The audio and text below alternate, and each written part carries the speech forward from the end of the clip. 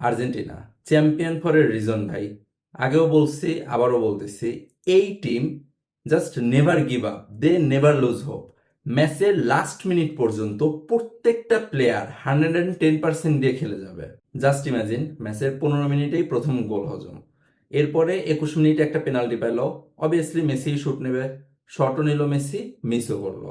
এখন পর্যন্ত ওয়ার্ল্ড কাপে মেসি 8টা শট নিছে, তার মধ্যে 4টাই মিস। তো অন্য কোনো দল হলে কি হতো?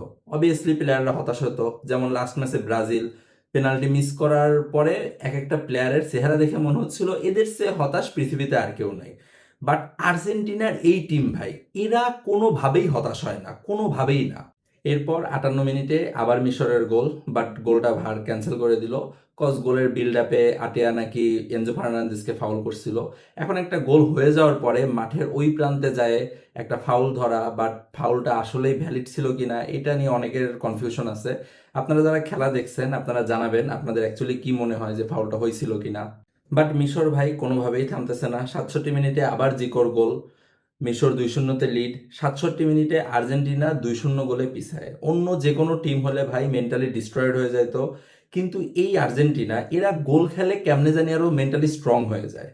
আর এরপরেই কামব্যাক শুরু। 79 মিনিটে মেসির অ্যাসিস্টে রোমেরোর গোল।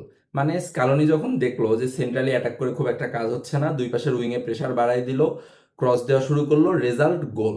আর এরপরে লিটল ম্যাজিশিয়ান নিজেই একটা গোল দিয়ে দিল। মানে মাত্র 5 মিনিটের ভিতর 2-0 থেকে ম্যাচ 2-2।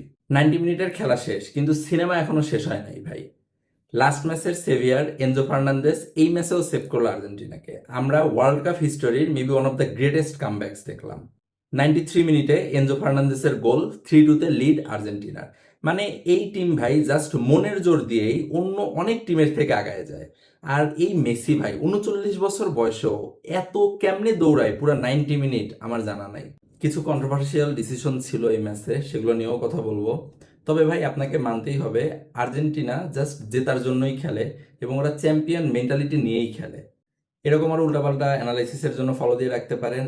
আর যদি কেউ আসলেই এই পর্যন্ত আসেন তাকে স্পেশাল থ্যাঙ্কস, কারণ মানুষজন শেষ পর্যন্ত ভিডিও খুব একটা দেখে না।